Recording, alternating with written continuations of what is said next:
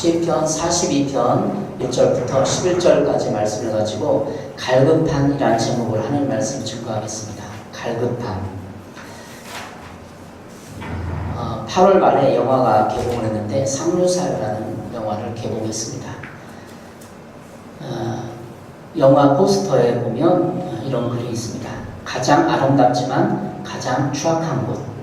상류사회를 고발하는 이런 내용들, 우리를 생각하게 하는 그런 내용들입니다. 욕망으로 얼룩진 부부 박해일, 수혜가 아름답지만 추악한 상류사회에 들어가기 위해서 모든 것을 내려놓고 벌어지는 이야기입니다. 인간의 욕망이 얼마나 큰지 보여주는 영화기도 하고, 저는 이 영화를 안 봤지만 대략의 이런 내용 줄거리를 좀 읽어보면서 인간의 삶이 그렇구나. 끊임없이 욕심과 욕망에 사로잡혀서 큰 넓은 상류사회에 들어가고 싶은 인간의 욕망이 있구나, 이렇게 다시 한번 생각하게 됩니다. 이런 사회를 보면서, 상류사회에 이렇게 영화도 보고 이런 걸 보면서 사람들이 갈급함이라는 것을 생각해 보았습니다. 사람들이 얼마나 갈급한가. 더 높은 자리, 더 높은 상류사회를 향하여 끊임없이 몸부림치고 그 인간의 실존을 맛보았습니다. 우리 복음성가에 목마른 사슴이 있습니다. 목마른 사슴은 시냇물을 찾아 헤매듯이 내 영혼 주를 찾기에 갈급하나이다. 주님만이 나의 힘, 나의 방패, 나의 장소망. 이 찬양을 부르면서 우리는 끝없이 목마른 사슴이 되어 하나님을 찬양하는 그런 찬양을 드렸습니다. 오늘은 갈급함이라는 제목으로 은혜를 나눌 텐데, 시편 42편이 갈급함이라는 그 단어를 가장 극렬하게 표현하는 그런 시편입니다. 갈급함이라는 단어의 사전적 의미는 몹시 급한 갈증을 말합니다. 몹시 급한 갈증은 사슴이 시냇물을 찾아 헤매는 것으로 묘사될 수 있습니다. 사슴은 다혈질에 열이 많은 동물이랍니다. 그러니까 더운 여름에 햇빛 쓰면 얼마나 더 덥겠어요. 고온 다습한 이스라엘 땅에서 그 사슴이 갈증의 고통을 받기가 아주 쉬웠을 것입니다. 그리고 1절에 오늘 말하는 시냇물은 그냥 물이 흐르는 것이 아니라, 맹물이 아니라 차고 흘러넘치는 충분한 물이 사계절 동안 흐르는 시내를 뜻합니다. 그리고 영원토록 마를 줄 모르는 하나님의 풍성한 은혜를 은유적으로 표현한 것입니다. 연평균 강우량이 고작 600mm에 불과하고, 대부분의 땅이 비가 와도 물이 잘 고이지 않는 토양으로 이루어져 있는 이스라엘 땅은 맑은 물이 흐르는 시내를 보기가 그리 쉽지 않습니다. 따라서 이 표현은 이스라엘 사람들의 정서에 잘 맞는 시입니다. 시인은 42편의 시에서 하나님을 찾는 자신의 갈급한 심정을 마치 목마른 사슴에 비유하여 표현한 것입니다. 제가 인생을 뒤돌아보면서 어느 때 가장 목이 말랐나 생각을 해보니까 고3 때 이렇게 목이 마른 것 같아요. 갈증을 느낀 것 같아요. 뭔가 정의에 대해서 막 그렇게 생각하고 고민하고, 또 미래 대학에 대한 고민도 있었고, 그래서 그 당시에 90년 초반이었으니까 많이 민주화에 대한 이런 열망들이 있었고, 저도 거기서 고민을 좀 했었어요. 신앙적인 생각도 했었고, 이렇게 갈급함을 가지고 제 인생을 뒤돌아보니까 갈급함을 하나님께서 좋은 이렇게 기회로 삼아주셔서 신앙의 어떤 정기가 마련한 것 같아요. 여러분 어떻습니까? 여러분 인생도 뒤돌아보면서 이 설교를 들으시기 바랍니다. 하나님이 내 갈급함을 내 인생을 통하여서 어떻게 인도하셨나 생각해 보시기 바랍니다. 요엘 1장 20절에 이렇게 기록하고 있습니다. 들짐승들도 주를 향해 헐떡거리오니 시내가 다 말랐고 들의 풀이 불에 탔음이니이다. 들짐승도 주를 향해 헐떡거렸다. 헐떡거림, 갈증, 갈급함이 헐떡거립니다. 짐승이. 요엘서의 말씀처럼 사슴이 시냇물을 찾아 헐떡거림같이 내 영혼이 헐떡거림을 보시기 바랍니다. 1절에 사슴이 시냇물을 찾아 헐떡거림같이 내 영혼이 주를 찾기에 갈급하는 표현은, 다시 말하면 심령이, 내 마음이 그걸 보았다는 것입니다. 이스라엘 땅에는 사슴들이 검기 때 사슴의 헐떡거림을 본 시인은 자신의 영혼의 헐떡거림을 생각한 것입니다. 이 시대를 살아가는 우리들도 자신의 영혼의 목마름을, 또 내 영혼이 얼마나 많이 헐떡거리고 있는지를 모릅니다. 자신이 얼마나 하나님의 사랑과 은혜에 목말라하고 있는지를 모르는 것입니다. 오늘 본문을 중심으로 갈급한 사슴처럼 우리의 영혼의 갈급함을 보고 하나님의 베푸신 시냇물을 찾기를 바랍니다. 하나님이 베푸신 영혼의 생수를 마시고 내 자신의 갈급함을 정직하게 보시고 하나님께 나아가는 여러분 되시길 바랍니다. 어떻게 하면 내 영혼의 갈급함을 볼 수 있을까요? 어떻게 하면 내 영혼의 불안함에 직면하여서 하나님의 은혜를 받을 수 있을까요? 첫 번째로 내 영혼의 주를 찾기에 갈급함에 직면해야 합니다. 직면해야 합니다. 본시의 배경은 시인이 거룩한 도시 예루살렘을 떠나 있을 때 하나님의 성전에 있는 예루살렘을 사모하고 하나님께 나아가기를 소망하며 노래한 시입니다. 본시에 붙어있는 표제어 고라자손의 바스길이란 고라자손의 교훈이란 뜻입니다. 다시 말하면 이 시를 통해서 우리는 인생의 교훈을 얻는다는 것입니다. 본시는 크게 두 부분으로 되어져 있는데 1절부터 5절은 시인이 원수의 조롱을 당하는 중에 지난날 성전에서 하나님을 즐겁게 섬기던 때를 회고하며 그때로 돌아가고픈 애절한 심정을 노래한 부분입니다. 그리고 6절부터 11절은 환난 속에서 하나님을 바라는 마음으로 고난과 낙심되는 상황을 극복하겠다는 시인의 결단과 다짐을 말하며 구원을 호소하는 부분입니다. 오늘 본문의 이런 시인의 상황과 고백은 갈급함이란 단어를 하나님과 관계에서 이해하도록 하여 줍니다. 원수의 조롱은 분명 하나님의 신앙을 뒤흔드는 것입니다. 3절에 이런 내용이 있습니다. 내 하나님이 어디 있느냐? 3절 중간에 내 하나님이 어디 있느냐? 이 말은 내가 믿는 믿음을 뒤흔들 뿐더러 내가 살아가는 삶의 이유를 조롱하는 것입니다. 너는 왜 사냐? 이 미련함 이렇게 조롱하는 거죠. 내가 살아가는 이유를 조롱하는 심정을 느껴보신 적 있습니까? 바벨론 포로 당시에 예루살렘 성전에서 하나님을 경배하고 제사 드리던 것을 회상하며 아마 피눈물을 흘렸을 것입니다. 그 당시에 포로로 끌려가서 고생하던 사람들의 일상이 다시 한번 이 시를 통해서 우리를 갈급함의 자리로 이끌고 있습니다. 한 사람이 살아가는 데 있어 너는 왜 그렇게 사느냐? 너는 왜 그것밖에 못 사느냐? 너는 왜 이렇게 못하느냐? 너는 왜 저 사람과 같이 하지 못하느냐? 등의 잔소리를 듣습니다. 그때 우리는 우리의 심정 어떻습니까? 우리는 부모님의 사랑을 통해 무조건적인 긍정을 받습니다. 그런데 부모도 우리의 죄성을 가지고 있기 때문에 우리를 무조건적으로 존중해 주지 못합니다. 우리가 어렸을 때 들은 많은 표현들이 이런 거 아닙니까? 너는 왜 그렇게 못해요? 너는 잘하는데 쟤는 잘하는데 너는 그렇게 못하느냐? 우리 모두는 무조건적으로 존중해주고 긍정적으로 받아주고 수용해 주었을 때 삶의 의미와 갈증들이 해소됩니다. 부모와 주위의 사람들로부터 무조건적인 사랑 대신 조건적인 사랑을 받습니다. 내가 이걸 잘하면 이걸 인정해 주겠다. 내가 시험에 우수한 성적을 받으면 내 아들이다. 내가 잘하면 내가 잘해주겠다. 이러한 소리가 이 세상의 소리입니다. 제가 군대 가서 훈련소에 있는데 훈련소 조교들이 그러더라고요. 해줄 만큼 해준다. 니네들이 훈련소에서 잘해서 말 잘 듣고 잘 따를 만큼 내가 해줄 것이다. 그냥 조건적인 거죠. 훈련소에 그렇게 조교들이 훈련하는 걸 봤어요. 우리 인생도 다 마찬가지예요. 조건적. 이 세상의 소리는 조건을 전제합니다. 이러한 조건이 사람들을 갈증을 갖게 합니다. 왜 갈증을 우리 영혼에 갖게 됩니까? 조건적이기 때문에 가는 거예요. 목마르게 한다는 것입니다. 사람들은 다들 성공적으로 살아가는 것 같지만 이러한 영혼의 갈증들을 다 가지고 있습니다. 그것이 이 땅에 태어난 인간 실존의 문제입니다. 사슴이 며칠 물을 못 먹어서 헤매다가 헐떡거려서 그 찾는 모습을 보고 사람들이 영혼들을 무조건적인 인정과 수용에 대해 목말라하고 있는 것입니다. 이 본문을 그냥 단순히 그냥 그림을 그리는 사슴만 아니라 내 영혼이 뭘 이렇게 헐떡거리나를 찾아보십시오.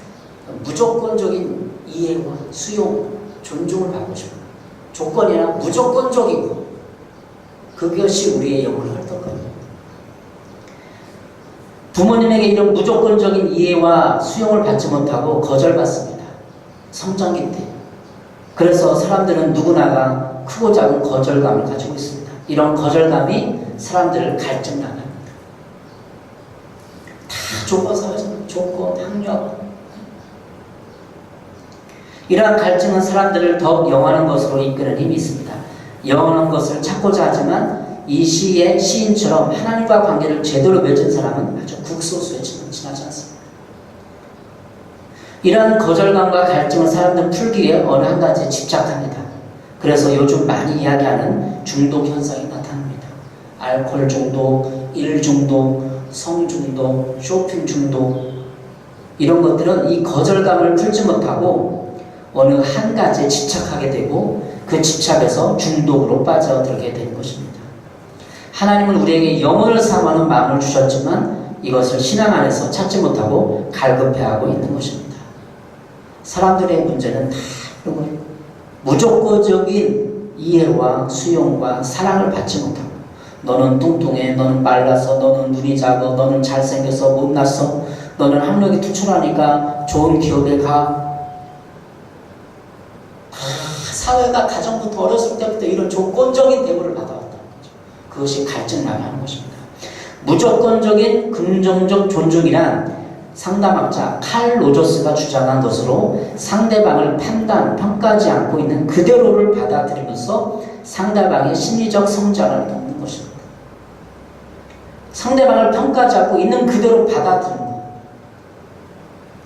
상대방을 귀중하고 소중한 존재로 여기는 무조건적인 존중의 마음을 가짐으로써 그걸 보여줄 때 상대방은 자유롭게 자신의 경험과 감정을 탐색하고 또 표현할 수 있게 된다는 것입니다. 칼 로저스는 상담학자, 인간 중심의 내담자 중심의 상담 이론을 말하면서 이렇게 얘기했다. 무조건적으로 존중해줘라. 하지만 무조건적 긍정적 존중을 무제한으로 무차별적으로 계속 경험하게 된다면 근거 없는 낙관론자나 무책임한 사람이 될 수도 있다고 합니다. 사람들은 다 조건적이고 우리가 가장 사랑받은 부모님들도 죄성으로 인해서 조건적으로 우리를 양육해서 우리는 말할 수 없는 갈증들을 가지고 있습니다. 성경 요한복음 7장 37절 39절에 보면 명절 끝날 곧 큰 날에 예수께서 서서 외쳐 이르시되 누구든지 목마르거든 내게로 와서 마시라. 나를 믿는 자는 성경의 이름과 같이 그 배에서 생수의 강이 흘러나오리라 하시니. 목마르거든. 뭐가 목마른 거죠? 이게 목마른 거예요. 누가 나를 무조건적으로 이해하고 수용하고 받아주지 않는다는 거예요. 그것이 인간의 목마름 아닙니까? 누구든지 목마르거든. 이 말씀하고 있는데 이 목마르는 갈증인데 영혼의 갈증을 말하는 것입니다. 예수 그리스도는 이 땅에 오셔서 누구든지 존중해 주셨습니다. 죄인들은 여자이든 어린이든 오히려 죄인들과 소외되고 가난한 자들 편에 서서 지지해주고 치료해 주었으며 함께 주었습니다. 삭개오가 그랬고 그를 따르던 많은 여인들이 그랬습니다. 많은 여인들이 죄인이었습니다. 그들은 예수님에게 죄인이라고 정죄를 당하지 않고 죄인의 모습 그대로 인정받고 자신을 인정하고 무조건적으로 수용해 주셨습니다. 예수님의 사랑은 무조건적인 이해와 수용입니다. 또한 예수님이 부활하셔 승천하시자 우리에게 보혜사 성령을 보내주셨습니다. 그래서 성령의 도우심을 받아 우리는 우리의 삶을 날마다 죄사함 받고 성령의 도우심을 힘입어서 살아가게 됩니다. 내가 30년 가까이 신앙생활하면서 예수님과 성령님이 잔소리하거나 짜증을 내거나 저를 정죄하거나 조건적으로 일을 시킨 적이 없습니다. 근데 많은 교회가 목사님들 조건적으로 일을 시키죠. 그 일을 못하면 해고하는 거예요. 교회에서 네가 왜 그거를 못했느냐 해고. 하나님 우리를 해고할까요? 잠깐 쉬어라. 부르심은 유예해야 합니다. 하나님은 또 예수님이 성경에 타는 예수님은 우리에게 한 번도 우리를 정죄하고 지배하고 잔소리하지 않습니다. 여러분 수많은 기도를 해보십시오. 여러분 성령님이 예수님이 잔소리하나 맨날 지적하고 그것도 못하냐 막 하나 안 그래요. 수천 번 하나님 앞에 나와서 기도해도 하나님 우리를 받아주시고 위로해 주시고 잘못했다고 고백만 하면 죄를 인정만 하면 우리를 안아주시고 감싸 주십니다. 그 사람들은 저를 통하여 자유를 주는 것이 아닌 압령을 행사하고 지배를 하고 조종을 합니다. 그러니까 사람들이 갈등을 하는 거죠. 직장에서, 인간관계에서, 친구관계나 시간을 질러보십시오. 꼭 압력을 행사하고 지배를 하고 조종을 하는 거예요. 사람들이 자신의 힘과 능력, 선배, 나이 이 모든 것을 활용하여 다가옵니다. 물론 사람들이 좋은 의도도 있지만 결국은 사람들과의 관계가 다 무조건적이지 않다는 것입니다. 이것이 인생의 문제입니다. 그러나 하나님, 예수님, 성령님은 우리를 다 사랑하셔서 우리에게 무조건적인 은혜와 사랑을 베풀어 주십니다. 여러분의 삶을 뒤돌아보십시오. 다 이 문제일 것입니다. 무조건적인 것을 인간에게 기대하는 것은 무리입니다. 여러분의 갈급함을 살펴보십시오. 여러분은 무조건적인 이해와 사랑 그리고 수용이 필요합니다. 이것이 갈급함입니다. 시편 107편 9절입니다. 그가 사모하는 영혼에게 만족을 주시며 주린 영혼에게 좋은 것으로 채워주시미로다. 주린 영혼에게 좋은 것을 채워주신다는 거죠. 주린 영혼이 있습니다. 어렸을 때부터 무조건적, 긍정적 존중을 받아보지 못한 사람은 굶주림이 심한 사람입니다. 주린 영혼이죠. 영혼이 배고픈 것입니다. 그래서 성장기 이런 굶주림으로 인해 영혼의 갈증이 생깁니다. 이 갈증을 해결시키지 못하면 영혼이 피폐해지고 무언가 해결할 대상을 찾습니다. 그래서 사람들은 우상을 찾습니다. 돈이나 연예인이나 술이나 도박이나 우상 이런 것이 우상이 됩니다. 타종교를 기독교를 합니다.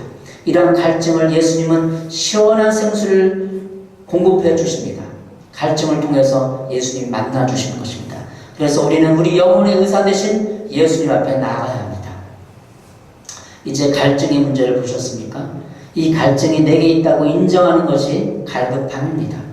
아, 내가 이렇게 갈증이 있구나. 하나님 앞에 나와서 이걸 인정하는 것이 갈급함이라는 거죠. 이 갈증이 있다는 것을 아는 사람은 갈급함을 가지고 주님 앞에 나아갈 수 있습니다. 시편 42편의 시인처럼 환경의 어려움을 가지고 자신의 갈증과 갈망들을 바라봐야 합니다. 내 자신이 지금 환경이 어렵고 많은 어려운 일이 부딪히는 일이 있고 힘든 일이 있고 갈등이 있고 직장이 안 되고 이럴 때 자신의 갈망들, 갈증들을 살펴봐야 합니다. 그리고 굶주림과 갈증을 가지고 갈급한 영혼이 되어 사슴처럼 헐떡이면서 주님을 찾게 되는 것입니다. 내 영혼이 주를 찾기에 갈급하니이다 라고 고백할 수 있게 됩니다. 두 번째로 하나님이 우리의 소망을 기억하고 살아야 합니다. 5절입니다. 내 영혼아 내가 어찌하여 낙심하며 어찌하여 내 속에서 불안해하는가. 너는 하나님께 소망을 두라. 세번역 성경이 이렇게 말하고 있습니다. 내 영혼아 내가 어찌하여 낙심하며 그렇게 낙심하며 어찌하여 그렇게 괴로워하느냐. 너는 하나님을 기다려라. 이제 내가 나의 구원자 나의 하나님을 또다시 찬양하리라. 시인은 3절에 내 하나님이 어디 있느냐의 조롱을 들었습니다. 그리고 눈물로 박을 치세웁니다. 4절에서 과거의 한 무리가 되어 하나님을 찬양했던 기억을 떠올리며 현재의 환경과 낙심된 마음을 가지고 마음이 상해 있는 것을 표현하고 있습니다. 그 5절에서 이러한 사실을 발견하고 의지적 결단으로 하나님을 소망하고 자신의 영혼에게 명령하여 결단합니다. 내 영혼아 내가 어찌하여 낙심하며 어찌하여 내 속에 불안한가. 너는 하나님께 소망을 두라. 자신의 영혼을 명령하는 것입니다. 자신의 영혼의 상태를 상기하고 동기를 부여합니다. 동기부여자가 자기 자신 돼야 돼요. 우리 중 많은 이들이 낙심 상황에 있으면서 주위 사람들에게 행복하고 즐거운 척을 하고 있습니다. 그러나 정직하게 삶을 뒤돌아보고 하나님 앞에 내 삶이 그렇게 행복하지 않고 낙심이 되며 불안하고 있다는 것을 인식하고 인정해야 합니다. 내가 왜 이렇게 불안하지? 인정을 해야 돼요. 그래서 우리의 삶이 단지 사람들에게 보이기 위한 삶이 아닌 하나님 앞에 서서 어떤 삶을 살고 있는지를 살펴봐야 합니다. 현대인들은 너무나 바쁩니다. 바쁘게 하나님 앞에서 자신의 영혼을 살필 시간이 없습니다. 그냥 심심하고 우울한 것 뿐이에요. 근데 내 마음을 살펴야 돼. 영혼이 살피고 내가 왜 이렇게 우울하지? 내가 왜 이렇게 심심해하지? 왜 이렇게 혼자 있는 걸 못 견뎌하지? 그런 생각을 해야 된다는 거죠. 6절에 내 영혼 내 하나님이여 내 영혼이 내 속에서 낙심이 되므로 내가 요단 땅과 헤르몬과 미살산에서 주를 기억합니다. 기억한다는 거죠. 6절에 이 지명들은 시인이 환란 중에 방랑생활하던 곳으로 추측됩니다. 시인은 막 이것저것을 유랑생활하면서 떠돌았어요.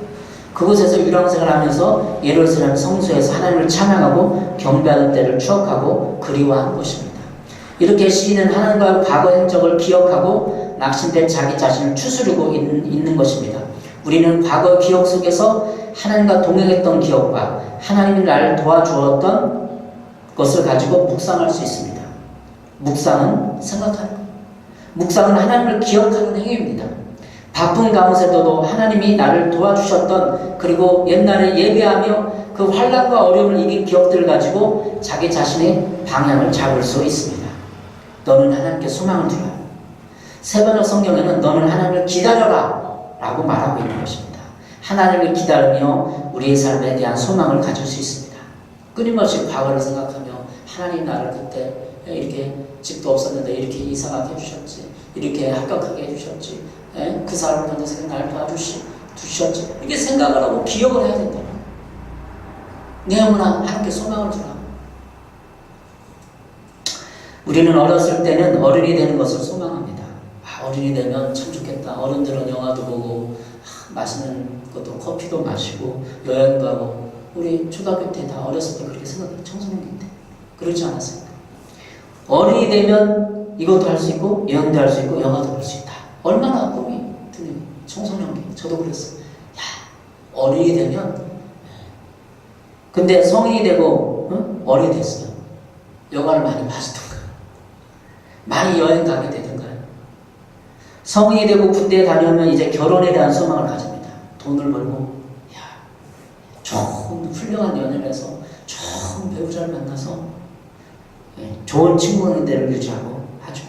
근데 결혼해 보았습니다. 자녀도 낳았습니다. 그런데 인생이 쉽게 풀어지고 승승장구하며 행복할 수 있습니까? 살아보셨으니까 아실 거. 그렇게 인생이 호락호락 하던가요? 이제 가정의 짐과 인생의 무게에 눌려 자신이 어렸을 때 꿈꿨던 꿈과 행복도 잊었습니다. 어렸을 때 막 희망을 가지고 소망을 가지고 인생을 그렸어요. 근데 다 사라졌어요. 이제는 자녀들을 결혼시키고 인생의 말년이 있을 것을 위해 저축하며 대비하고 또 말년에 이렇게 살기 위해서 살아가는 거죠. 이것이 인생의 축소판이며 우리의 소망의 전부입니다. 결혼하고 이제 자녀들 키워서 결혼시켜 보내고 그리고 이제 황혼기에 남아서 이제 먹고 살 걱정을 하고 그렇게 살아요. 이게 인생 아니에요. 누구나 다 그런 거예요. 전 인생의 모든 것을 생각할 때 우리가 소망하며 바라보았던 것은 시간이 지나면 영원한 것이 아니었습니다. 그래서 우리도 오늘 본문의 5절처럼 하나님께 소망을 두고 여전히 찬송해야만 합니다. 하나님께 소망을 두고 찬양하며 사는 삶은 우리의 낙심과 불안을 다스리고 제거하는 삶을 살게 해줍니다. 9절에 내 반석이신 하나님께 말하기를 어찌하여 나를 잊으셨나이까 내가 어찌하여 원수의 압제로 말미암아 슬프게 다니니까 하리로다. 원수 마귀는 우리를 한없이 공격해 옵니다.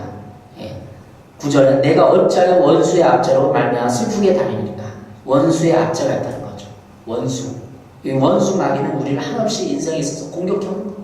왜 인생이 이렇게 안 풀어지고 힘들고 지치고 물론 내 죄성도 있지만 죄도 있지만 공격해 오는 게 있어요. 마귀의 공격이라는 거죠. 환경과 주위의 사람들의 편견과 잔소리들을 통해서 우리에게 한없이 삶의 무게를 더합니다. 우리 주위 사람들과 환경이 이처럼 우리에게 무조건적으로 이해해주고 존중해주는 것이 아니라 자신들의 기준에 미달되면 우리를 조종하고 지배하고 우리를 자신들의 구미에 맞게 요리하고 있습니다. 누가? 주위 사람들, 직장에서, 사회가. 이런 것은 원수의 압제가 분명히 있다는 것입니다. 사람들을 통한 원수의 압제를 잘 보십시오. 우리의 삶은 치열한 전쟁터입니다. 그렇게 교과서처럼 삶이 풀어지던가요? 그래서 이 세상의 삶은 영적 전쟁터요. 그 전쟁에서 살아남기 위해서는 하나님의 도우심이 절대적으로 필요합니다. 내 주위를 바라보면 하나님이 나를 잊으시는 것 같습니다. 그래도 하나님을 바라보고 하나님께 소망을 둬야 합니다. 결코 하나님 우리를 잊지 않으셨습니다. 우리의 그냥 놔두는 것이 아니라 우리를 바라보면서 돕기를 원하십니다.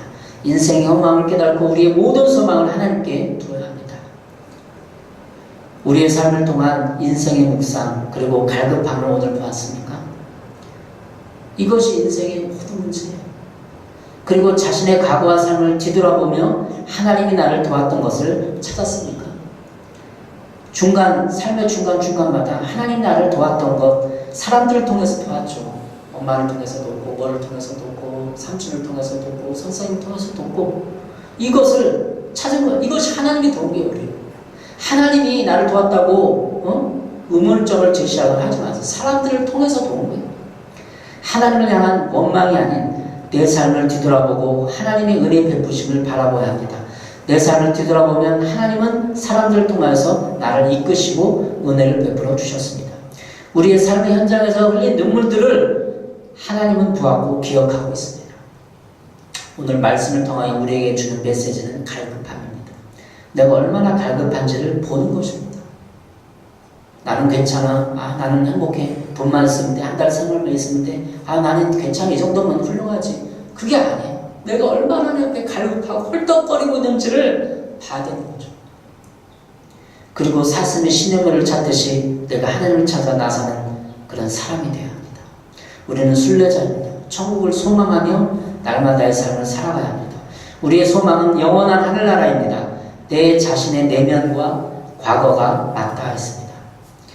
우리의 과거를 뒤돌아보고 인생의 짐을 하나님께 내려놓기 바랍니다. 원수의 압제와 낙심, 불안을 주님 앞에 내려놓고 참 평안을 맛보시기 바랍니다. 갈급함을 가지고 주님을 만나시기 바랍니다. 내 영혼의 갈급함을 가지고 헐떡거리며 하나님을 찾기 바랍니다. 이 세상은 무조건적인 수용을 해주지 않습니다. 여러분을 받아주지 않습니다. 그러나 하나님만이 예수 그리스도 동안 십자가의 고통을 맛본 주님만이 우리를 무조건적으로 받아주시고 긍정해 주시는 분입니다. 하나님을 바라보시며 살아가는 복된 인생들 다 되시길 바랍니다. 하박국 3장 19절에 말씀합니다. 주 여호와는 나의 힘이시라. 나의 말을 사슴과 같게 하사 나를 나의 높은 곳으로 다니게 하시리로다. 갈급함을 가지고 하나님을 기억하며 나아가는 사람들에게 하나님이 힘이 되시며 그의 발을 사슴과 같게 하사 높은 곳으로 다니게 하십니다. 하박국 3장 19절에 이 높은 곳이란 승리자의 위치를 가리킵니다. 사슴은 매우 재빠르고 힘찬 활동을 상징하는 동물입니다. 그래서 여러분의 인생이 사슴처럼 힘차고 빠르게 그리고 높은 곳으로 승리자의 위치로 가길 바랍니다. 여러분도 여러분의 발걸음을 사슴과 같이 하여 여러분의 높은 곳으로 승리가 기다리는 곳으로 다니시기 바랍니다. 기도하겠습니다. 사랑해 주님, 사슴을 보며 인생을 생각했습니다. 우리의 갈증과 갈망들을 생각해 보았습니다. 내가 끊임없이 뭔가 부족하다고 느끼고 주위의 갈증을 보며 주위 사람들이 못마땅한 것은 다 내 영혼의 갈급함을 보여주는 것입니다. 내가 이제 주님의 시냇물을 찾아 헐떡거리며 주님과 예배하는 장소, 주님과 교제하는 장소를 찾고 하나님께 소망을 두게 도와주시옵소서. 예수님의 이름으로 기도했습니다. 아멘.